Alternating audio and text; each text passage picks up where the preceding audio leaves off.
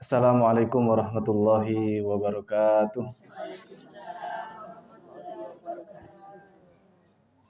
Bismillah, alhamdulillah, wassalatu wassalamu ala sayyidina Muhammad Rasulillah wa ala alihi wa sahbihi wa man tabi'a sunnatahu wa jama'atah min yaumina hadha ila yaumil ba'thi wan nahdah.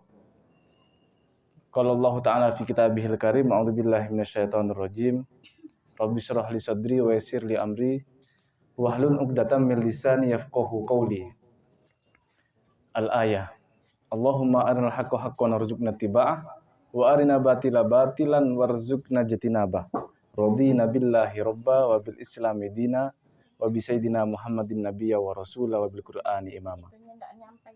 Yang kami hormati dan yang kami muliakan Ketua Majelis Taklim Nurun Nisa atau Nur An-Nisa ya. Ibu siapa? Ibu Rusnani. Ibu? Ya, Ibu Rusnani. Ibu Rusnani yang kami muliakan. Yang kami hormati pula ibu-ibu jamaah yang sudah berkenan hadir di majelis yang insya Allah diberkahi dan diridhoi oleh Allah Subhanahu wa Ta'ala. Tak lupa pula yang kami muliakan kepada Shahibul Bait atau yang punya rumah dengan Ibu Wana yang berbahagia. Semoga Allah Subhanahu wa Ta'ala melancarkan rezekinya dan juga segera diberikan, dikabulkan semua hajat-hajat dan permintaan dari beliau. Amin ya rabbal alamin.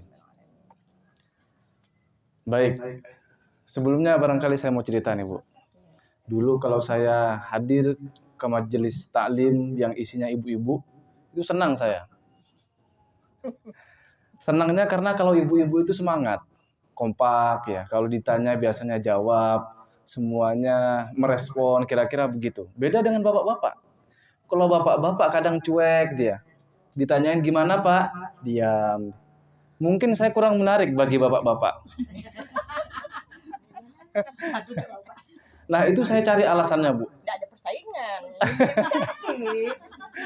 Saya mikir gini, kenapa ya kok ibu-ibu semangat kalau saya ngisi pengajian, tapi kalau bapak-bapak kok pada loyo, tidak semangat. Saya cari-cari alasan itu. Lama-lama saya curiga. Ya curiganya gini Bu, akhir-akhir ini di media sosial di Indonesia ini rame tentang ada mertua yang senang sama menantunya, tahu ya? Nah saya curiga, ini jangan-jangan ibu-ibu suka sama saya. Nah untuk itu saya perlu tegaskan Bu, dan mungkin ini kabar buruk adalah saya sudah menikah. Dan alhamdulillah sudah dikaruniai seorang anak. Alhamdulillah baru 13 hari yang lalu. Ya, baru alhamdulillah. Baik, sampai situ barangkali ceritanya ya. Nah, mula-mula begini. Kita duduk di majelis taklim, di tempat belajar, ngaji, belajar seperti ini, itu pahalanya sangat besar, Bu. Makanya jangan pernah memandang usia. Jangan pernah melihat hal-hal yang sepele. Walaupun yang hadir tidak begitu banyak, tidak masalah. Karena majelisnya adalah majelis taklim, majelis belajar. Dan itu pahalanya besar sekali.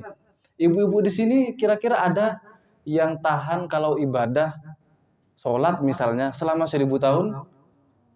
Tidak ada yang kuat, Bu. Saya pun juga tidak kuat. 100 tahun aja tidak kuat. 60 tahun seumur hidup aja belum tentu kuat. Kadang capek, kadang pengen tidur, kadang pengen istirahat, dan seterusnya. Tapi kita bisa memperoleh pahala ibadah 1000 tahun dengan cara hadir belajar di majelis taklim.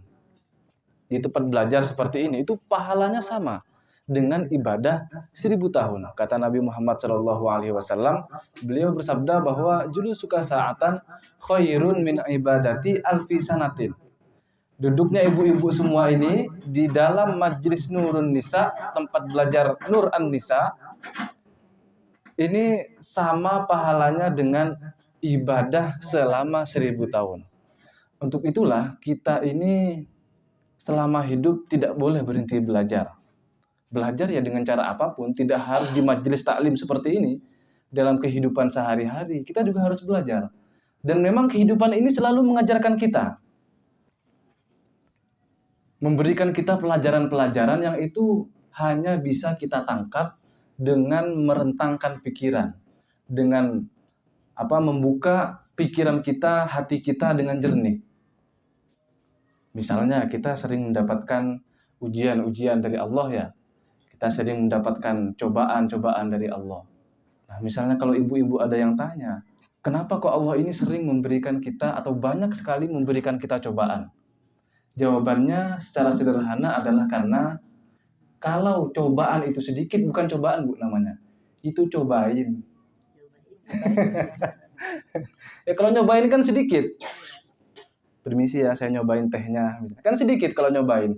Kalau dimakan semua ya itu serakah namanya itu Bu. Namanya cobaan pasti banyak, tapi kalau cobain sedikit. Nah, tapi pertanyaan itu perlu dijawab. Kadang sebagian kita ada yang gampang mengeluh ketika Allah Subhanahu wa taala memberikan kita ujian. Ketika Allah memberikan kita cobaan-cobaan. Nah, ini perlu kita jawab dari mana sebenarnya atau untuk apa Allah itu menguji kita dengan cobaan-cobaannya. Nah, pertama kita jawab begini, mula-mula agama ini Bu, agama ini hanya diperuntukkan kepada orang yang mukallaf. Tahu artinya mukallaf Bu? Orang mukallaf ini, orang yang disebut mukallaf adalah orang yang sudah akil dan sudah balik. Akil ini artinya dia sudah berakal, balik ini artinya dia yang sudah dewasa. Sudah sampai usia tubuhnya, usia biologisnya. Sementara kalau akil itu usia mentalnya. Jadi orang yang dewasa dan mampu berpikir, otomatis dia adalah orang yang mukallaf. Artinya orang yang diberikan tanggung jawab syariat. Apa yang diperintah oleh Allah harus dikerjakan. Sebaliknya, apa yang dilarang oleh Allah itu harus dihindari. Kalau kita melakukan apa yang dilarang oleh Allah misalnya, naudzubillah itu akan dapat dosa. Sebaliknya, kalau kita mengerjakan apa yang diperintah oleh Allah, itu justru akan mendapatkan pahala. Dan seterusnya. Itu untuk orang yang akil dan balik. Nah ini ya, dua ciri-cirinya orang mukallaf. Jadi siapapun yang sudah akil dan balik, sudah dewasa dan juga mampu berpikir dia, maka agama diperuntukkan bagi dia. Nah misalnya ibadahnya atau tanggung jawab syariatnya adalah sholat. Sholat ini hanya diperuntukkan bagi orang yang akil dan balik. Orang yang bisa berpikir dan dia juga sudah dewasa. Makanya ibu-ibu kalau malas sholat, boleh sebenarnya ibu-ibu tidak sholat. Gimana caranya? Gila dulu. Nah, akalnya tidak ada dulu, baru boleh tidak sholat itu. Karena sholat ini tanggung jawab syariat. Tanggung jawab syariat itu diberikan kepada orang yang akil dan balik. Orang yang mampu berpikir dan dia juga sudah dewasa. Maka siapapun yang sudah dewasa dan juga dia mampu berpikir, maka dia harus menjalankan semua tanggung jawab syariatnya Allah. Atau sebaliknya misalnya, ada orang yang ya pikirannya normal, tapi dia masih anak-anak, masih 2 tahun, 3 tahun, wajibkah dia sholat? Tidak wajib. Wajibkah dia puasa? Belum wajib. Tapi nanti kalau sudah berumur 7 tahun, nah baru tuh boleh diajarkan. Mulai dididik, mulai nanti diancam, kamu kalau tidak sholat, ibu carikan adik baru misalnya. Atau ibu tidak kasih uang jajan misalnya. Atau nanti ibu pukul misalnya, tidak masalah. Tapi pukulannya dengan pukulan yang halus, dengan pukulan yang sejatinya itu tidak menyakitkan, hanya sekedar mendidik aja. Nanti kalau sudah umur 9 tahun, nah itu baru dia wajib menjalankan tanggung jawab syariat, sholat, puasa, kemudian zakat ya, atau ditunaikan oleh orang tuanya dan seterusnya. Itu wajib dijalankan kalau dia sudah akil dan balik. Balik itu ciri-cirinya adalah dia udah umur 9 tahun. Atau dia udah umur 15 tahun misalnya. Itu ciri-ciri orang yang sudah dewasa. Nah, orang yang seperti ini yang wajib menjalankan tanggung jawab syariat apapun itu. Nah, terkadang kita gini. Kita terkadang berpikir bahwa tanggung jawab syariat itu hanya sekedar menjalankan apa yang diperintahkan oleh Allah dan juga meninggalkan apa yang dilarang olehnya. Seolah-olah kita mikirnya hanya sekedar itu tanggung jawab syariat. Padahal sebenarnya tanggung jawab syariat artinya kita wajib untuk menjalankan itu, termasuk diantaranya adalah menjalankan ujian-ujian yang diberikan oleh Allah Subhanahu wa Ta'ala. Itu wajib dijalankan, Bu. Kalau kita mampu menjalani ujian-ujian Allah, dapat pahala kita. Sebaliknya, kalau kita mengeluh, apalagi sampai marah-marah misalnya, mengutuk Tuhan, na'udzubillah, itu justru akan mendapatkan dosa yang sangat besar sekali. Nah, dari mana kita tahu bahwa ujian Allah ini juga termasuk dari tanggung jawab syariat? Nah, disebutkan di dalam Al-Quran bunyinya begini. Wa nabluukum bisyarri wal khairi fitnah. Allah Subhanahu wa Ta'ala kami katanya akan menguji kalian dengan kebaikan dan keburukan sebagai ujian. Nah, jadi Bu, ujian itu tidak hanya sesuatu yang tidak enak aja sebenarnya. Apa Bu? Ujian adalah sesuatu yang tidak mengenakan. Tidak hanya itu Bu. Tapi sesuatu yang mengenakkan bagi kita, yang kita senang, jabatan misalnya. Kita dapat harta, dapat kekayaan, dapat anak keturunan yang cantik dan ganteng, soleh-soleha, punya suami yang setia. Kok tidak ada yang amin ya? Amin. Ya takutnya Bu, naudzubillah ya. Itu juga ujian semua Bu. Yang baik ataupun yang buruk itu ujian. Makanya oleh Profesor Dr. Syekh Wahbah Az-Zuhaili, ketika menjelaskan ayat tadi dalam kitab beliau yang berjudul At-Tafsirul Munir fil Aqidah Wasyariah wal Manhaj. Dalam tafsir beliau itu dijelaskan begini, bahwa wat taklifu la yaktasiru bil mukallafi ala ma umira bihi wa nahya anhu bal ibtilahu bi amrayn. Tanggung jawab syariat itu tidak hanya sekedar menjalankan apa yang diperintah oleh Allah dan juga menjauhi apa yang dilarang. Tapi termasuk tanggung jawab syariat adalah dengan cara menjalankan apa yang Allah ujikan kepada kita. Dalam hal ini dua hal yang Allah ujikan tadi, Bu. Apa yang pertama, Bu? Adalah sesuatu yang baik, itu ujian Allah tuh. Harta, jabatan, kekayaan, anak, suami, dan seterusnya, itu kan menyenangkan bagi kita, itu ujian. Dan juga keburukan.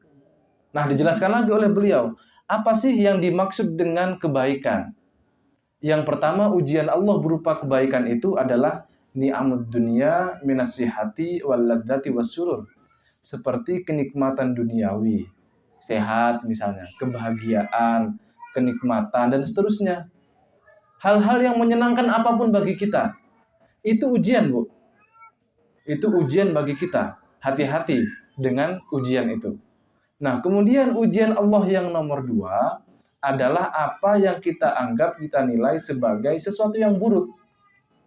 Yang umumnya kita jalani itulah, yang sering ngeluh itu. Nah, itu ujian Allah juga. Nah, apa sih yang dimaksud dengan ujian yang buruk itu? Adalah al-mudorud dunyawiyatu minal fakri wal alami wasa'idis sadaidi an-nazilati bil mukallafin.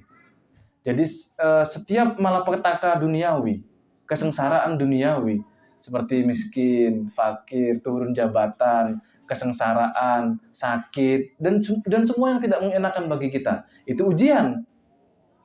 Jadi ujian ada berapa, Bu? Ada 2 ya. Yang pertama adalah sesuatu yang baik, yang enak bagi kita, dan yang kedua adalah sesuatu yang buruk. Nah, keduanya ini adalah sama-sama ujian dari Allah yang harus kita jalani. Nah, oleh karena keduanya ini adalah sama-sama ujian dari Allah, makanya kita itu harus bersikap adil dengan 2 ujian Allah ini. Gimana sih yang dimaksud bersikap adil itu? Yang dimaksud gini, Bu. Ketika kita mendapatkan ujian Allah berupa kebaikan, berupa kenikmatan, berupa sesuatu yang mengenakkan bagi kita, maka jangan lupa bersyukur. Kadang kita lalai, kadang kita lupa, kadang kita terlena, kadang kita terhalangi untuk bersyukur kepada Allah. Nah, itu dosa, Bu, sebenarnya. Makanya ketika Allah ujikan kita dengan kenikmatan, harus bersyukur. Sebaliknya, kalau Allah menguji kita dengan sesuatu yang tidak mengenakan bagi kita, kita harus bersabar. Nah, kuncinya gitu. Kalau kita mampu menjalani 2 ujian ini, maka kita akan mendapatkan pahala. Sebaliknya kalau kita lalai, kita tidak bisa menjalani itu dengan mengeluh misalnya, atau lupa bersyukur, maka kita mendapatkan dosa.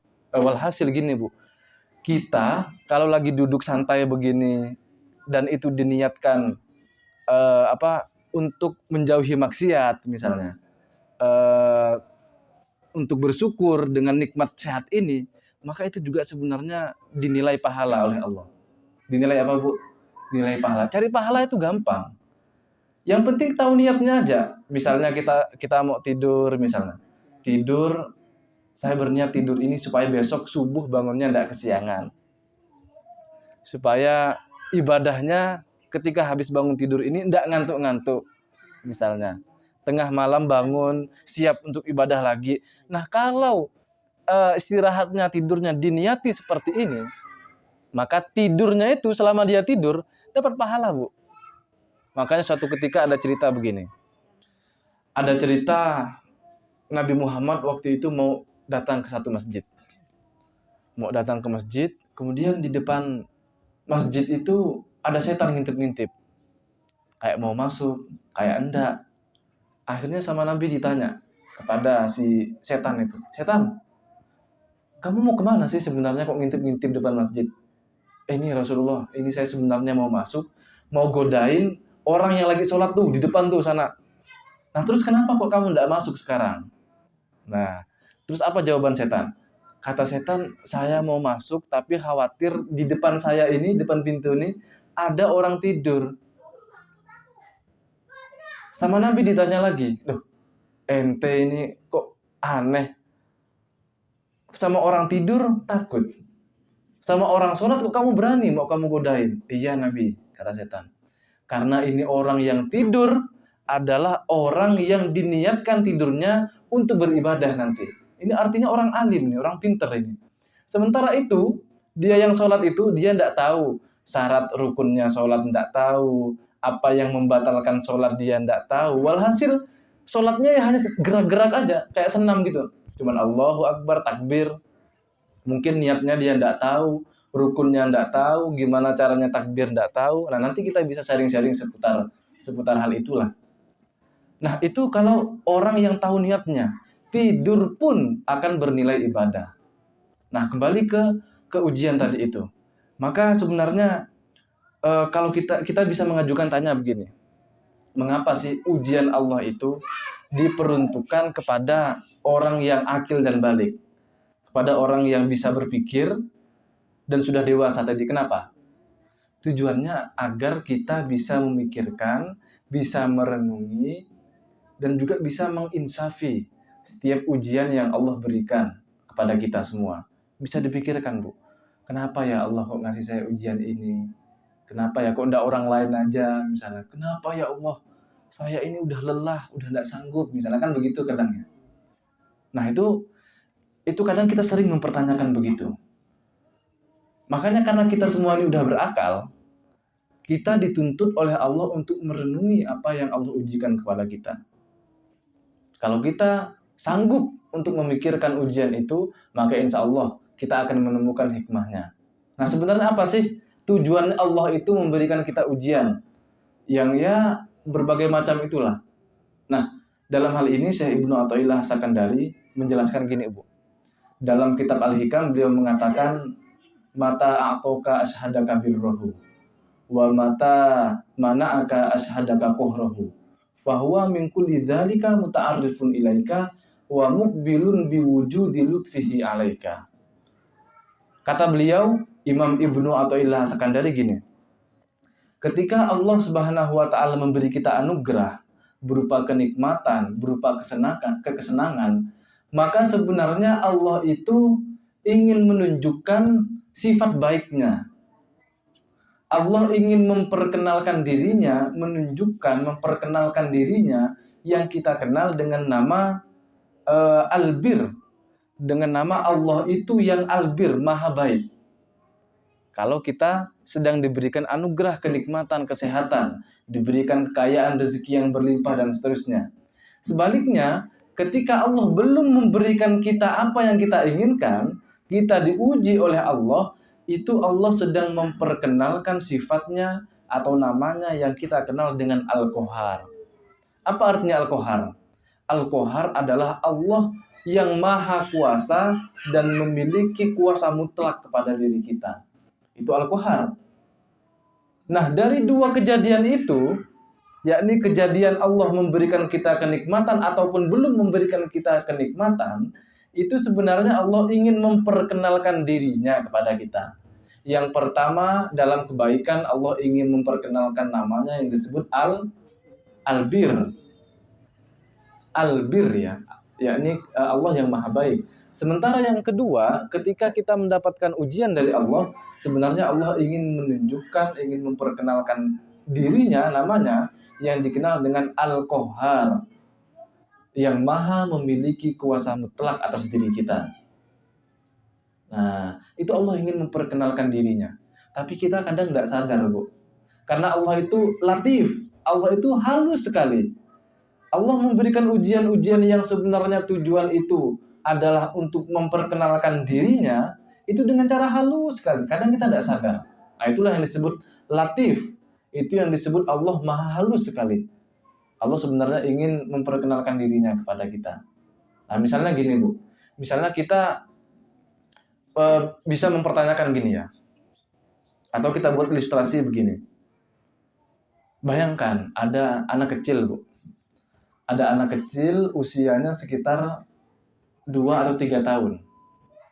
Di depan sinilah misalnya. Bayangkan anak-anak ibu sekalian. Dia main pisau. Wah, pisaunya besar lagi kan. Dia main-mainkan gitu misalnya. Kita sebagai orang dewasa, sebagai orang tua, apa tindakan kita? Cepat diambil, Bu. Cepat diambil. Kenapa? Karena kita tahu pisau itu akan membahayakan si anak tadi. Akan mencelakakan si anak tadi. Akan melukai si anak tadi. Karena kita tahu. Anak tadi itu tahu enggak? Enggak tahu. Terkadang gitu pula kita, Bu. Ketika Allah memberikan kita ujian, itu sebenarnya yang terbaik untuk kita. Kok kita ngeluh? Nah, karena kita tidak tahu. Anak kecil tadi ketika diambil, biasanya apa responnya dia? Nangis. Merengek sejadi-jadinya dia. Akan nangis dia sekuat-kuatnya. Nah, kita juga kadang gitu. Baru punya apa, tiba-tiba diambil lagi sama Allah, nangis sejadi-jadinya. Sampai menyalahkan Allah kadang. Nah, perlu diketahui bahwa Allah itu maha mengetahui segala sesuatu. Yang baik, yang buruk. Yang akan terjadi, yang belum terjadi, atau yang sedang terjadi saat ini. Allah mengetahui semua. Makanya dalam Al-Quran itu disebutkan begini.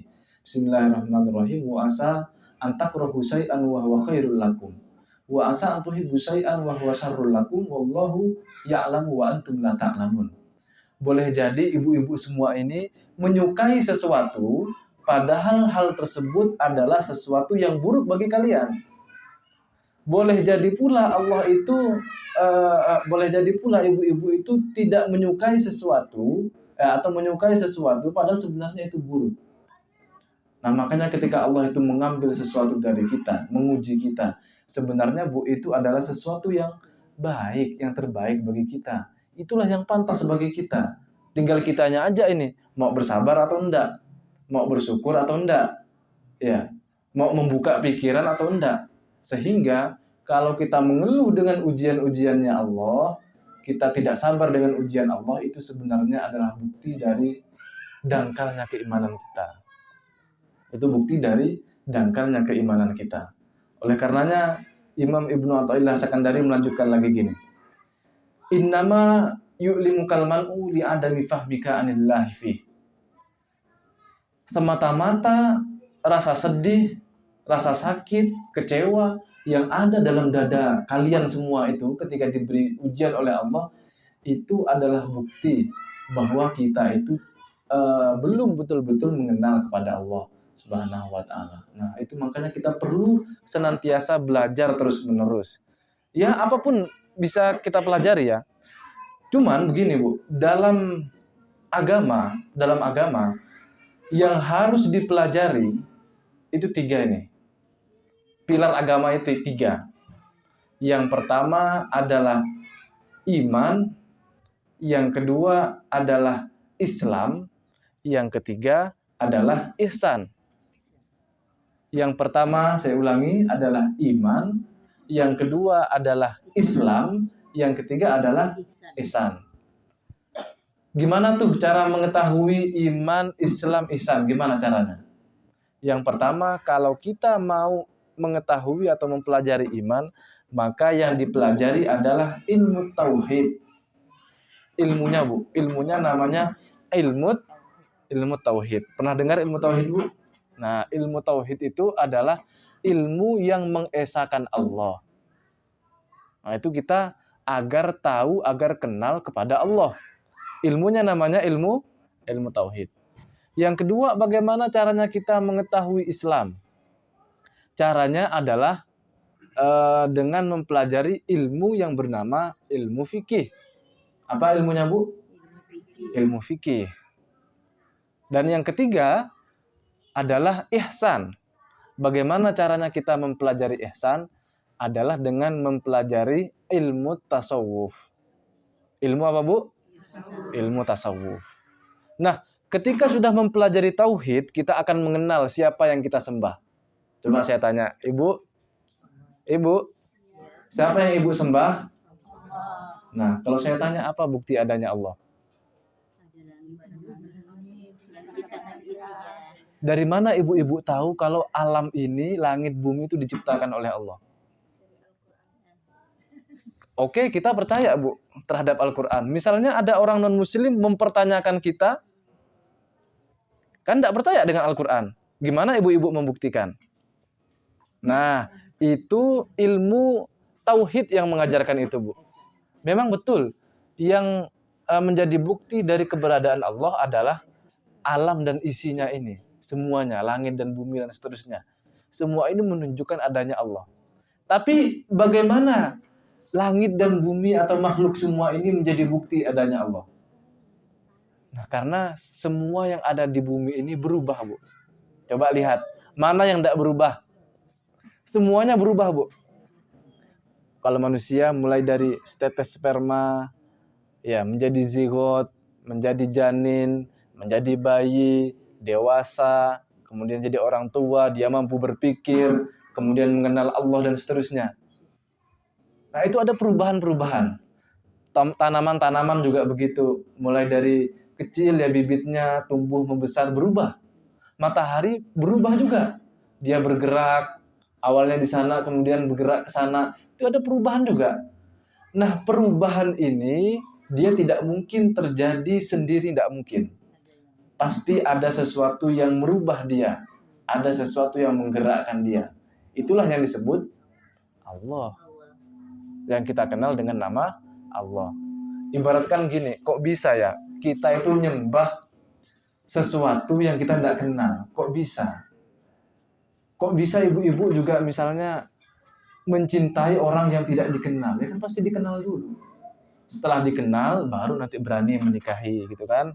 Berani melakukan hubungan lebih lanjut dengan cara menikah misalnya.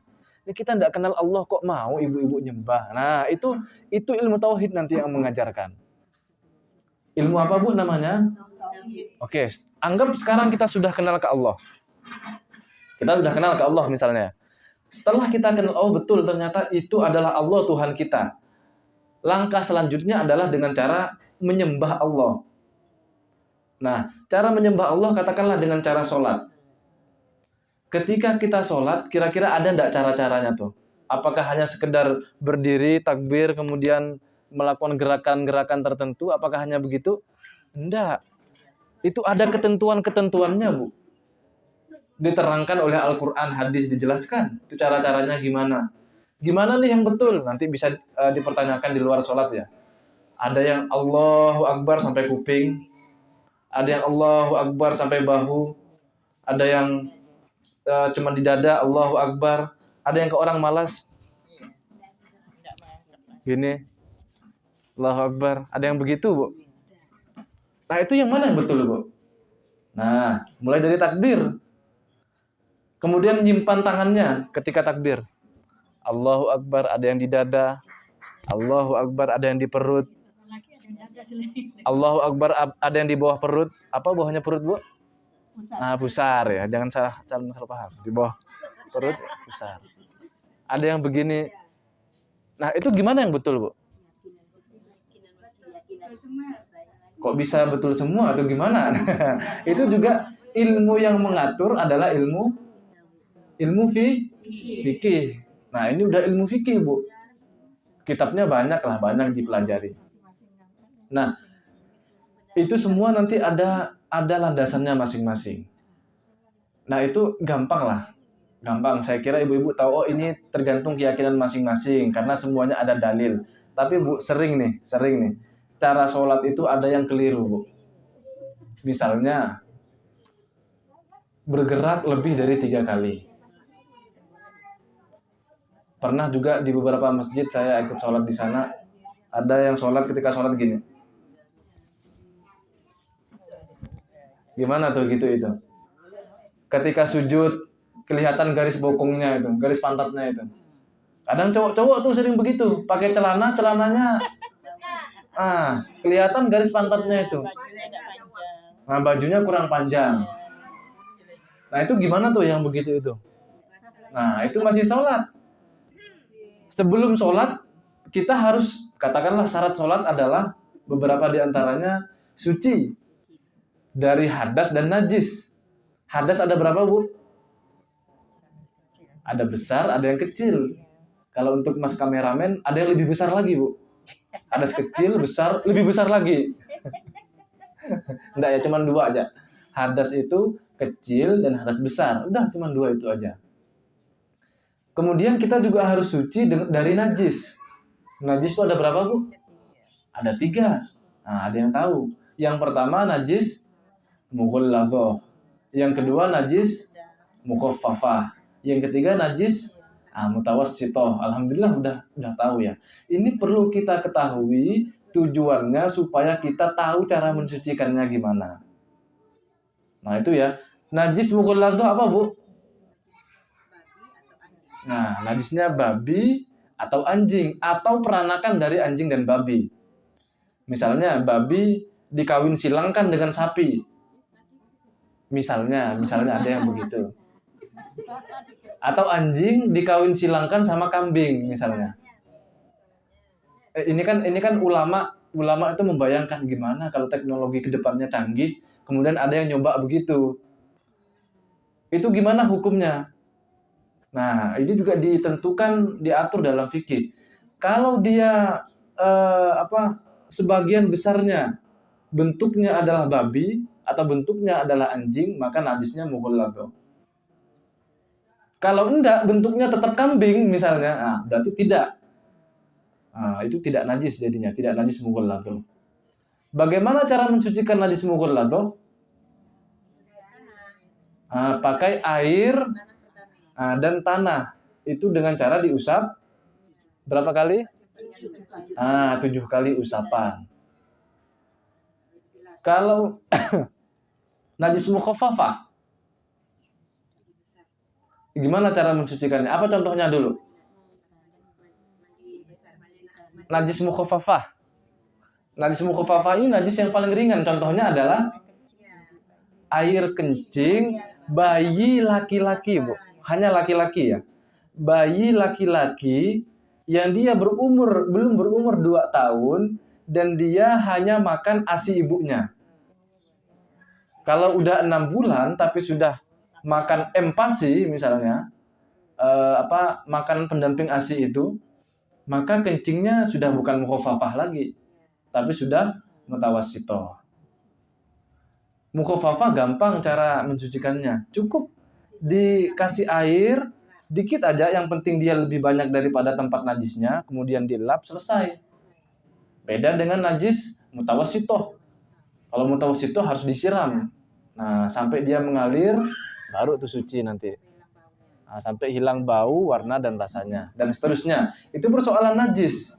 Nah, belum lagi nanti di kamar mandi gimana caranya biar tidak terkena najis, bagaimana caranya kita kencing dan seterusnya. Sudah, itu yang mengatur ilmunya namanya ilmu fikih, betul. Nah, setelah kita tahu caranya sholat, biasanya sudah mulai taat ya. Semua yang Allah perintahkan, ibadah-ibadahnya, semua ketaatan itu dilakukan sama dia. Kalau kita sudah melakukan ketaatan, otomatis dapat pahala. Kalau orang dapat pahala, otomatis dapat surga. Biasanya kalau orang sudah ahli ibadah, dia udah taat, dia sombong. Saya ahli ibadah, misalnya. Saya ini pasti banyak pahalanya. Wih, ahli surga nih saya ini. Kamu ahli maksiat misalnya. Neraka kamu. Nah, mulailah timbul perasaan-perasaan yang begitu. Dia yakin betul bahwa yang bisa menyelamatkan dia adalah pahala. Dia yakin betul bahwa yang membuat dia selamat di dunia dan di akhirat nanti, dan bisa membuat dia masuk surga adalah sholatnya, ibadahnya. Dia meyakini seperti itu jadinya. Betul atau enggak nih? Salah, Bu. Yang betul yang bisa menyelamatkan dia adalah Allah. Nah, makanya jangan sombong. Kalau kita sombong dengan ibadah-ibadah kita, bahkan kita sampai punya keyakinan bahwa dari ibadahnya itu yang akan menyelamatkan dia, itu sebenarnya dia sudah kafir secara tidak langsung. Ini yang disebut dengan kafir jali. Kafirnya ini jelas sekali sebenarnya dalam sudut pandang ilmu tasawuf. Nah, itu makanya kita perlu belajar ilmu tasawuf sehingga walaupun kita sudah ahli ibadah, sudah taat misalnya, amin, kita tidak gampang sombong. Kita tetap bergantung kepada Allah. Kita tetap berpegang teguh dan menggantungkan diri kita, juga berharap keselamatan dari Allah Subhanahu wa taala. Nah, 3 tadi itu ilmunya, Bu ya. Yang pertama ilmu tauhid, yang kedua ilmu fikih, yang ketiga ilmu tasawuf. Ini nanti bisa ibu-ibu pelajarin semua, entah itu melalui YouTube, misalnya cari ustadz-ustadz yang kredibel, yang terpercaya, yang betul-betul alim. Jangan cari ustadz yang kaleng-kaleng, Bu. Nah, bisa cari di Google, misalnya di internet, atau lebih baik ya dengan cara ngaji langsung begini ini. Apalagi kalau sambil bawa kitab, misalnya ini kitab yang dipelajari, ini ilmunya ilmu tauhid, oh ini ilmu fikih, oh ini ilmu tasawuf, itu lebih baik lagi. Dan kitab-kitabnya itu harus bersanad semua, Bu. Apa itu bersanad? Bersanad itu berarti ada landasannya. Dia punya guru-gurunya jelas. Misalnya dalam akidah, ilmu tauhid tadi itu ya. Akidah yang benar, sebelum ke akidah dulu. Hadis yang dipercaya biasanya hadis dari Imam Bukhari ya, sama Imam Muslim, itu masyhur itu, Bu. Hadis seolah-olah hadis yang paling sahih, yang paling terpercaya adalah dari pun juga akidah yang terpercaya adalah yang dirumuskan oleh Imam Abul Hasan Al-As'ari dan Imam Abdul Mansur Al-Maturidi. Dalam akidah, misalnya nih, ini yang disebut bersanad tuh begini, Bu. Jadi Imam Asy'ari membawa akidah, mengajarkan akidah yang diajarkan oleh Rasulullah Shallallahu Alaihi Wasallam. Imam Asy'ari punya murid Imam Abu Bakar Al-Baqillani, muridnya Imam Haramain Abdul Malik Al-Juwaini, muridnya lagi Imam Al-Ghazali, muridnya lagi Imam Abdul Karim As-Sahristani, muridnya lagi Imam Fakhruddin Ar-Razi, muridnya lagi Imam Abduddin Abdullah Al-Iji, muridnya lagi Imam Abi Abdullah Muhammad As-Sanusi, Imam Ibrahim Al-Baijuri, muridnya lagi Imam Muhammad Ad-Dasuki, muridnya lagi Sayyid Zaini Dahlan, muridnya lagi Syekh Khotib As-Sambasi, muridnya lagi Syekh Nawawi bin Umar Al-Bantani, Syekh Mahfud Tarmusi, Kiai Khalil Bangkalani, Syekh Abdul Somad Al-Palembani, Syekh Irsyad Al-Banjari, kemudian Syekh Muhammad Al-Idrus Al-Butoni. Kemudian dibawa oleh Hadratus Syekh Kiai Haji Hasyim Asy'ari. Nah, Hadratus Syekh Kiai Haji Hasyim Asy'ari ini maha guru. Gurunya ulama senusantara. Beliau mengajarkan langsung kepada putranya Kiai Wahid Hasyim. Kiai Wahid Hasyim mengajarkan ke putranya namanya Kiai Abdurrahman Wahid, Gus Dur, presiden kita. Gus Dur nanti punya murid namanya Kiai Wahid Zaini. Kiai Wahid Zaini punya murid namanya Kiai Zaini Mun'im. Kiai Zaini Mun'im punya murid lagi namanya Kiai Ahmad Dhofir Zuhri. Kiai Ahmad Dhofir Zuhri itu kiai saya, guru saya. Maka kalau ibu-ibu belajar akidah misalnya ke saya itu bersanad, Bu. Sampai kepada Imam Abdul Hasan Al-As'ari. Imam Abdul Hasan Al-As'ari ini adalah orang yang terpercaya yang merawikan atau meriwayatkan ilmu akidah. Nah, itu yang disebut bersanad. Cari guru itu yang begitu, Bu. Jangan cari guru yang kaleng-kaleng misalnya. Nah, saya kira ini ya yang bisa kami sampaikan. Nanti barangkali ada pertanyaan atau sharing-sharing lebih lanjut bisa kita bicarakan setelah ini. Kurang lebihnya mohon maaf. Wallahul muwaffiq ila aqwamit thoriq. Wassalamualaikum warahmatullahi wabarakatuh.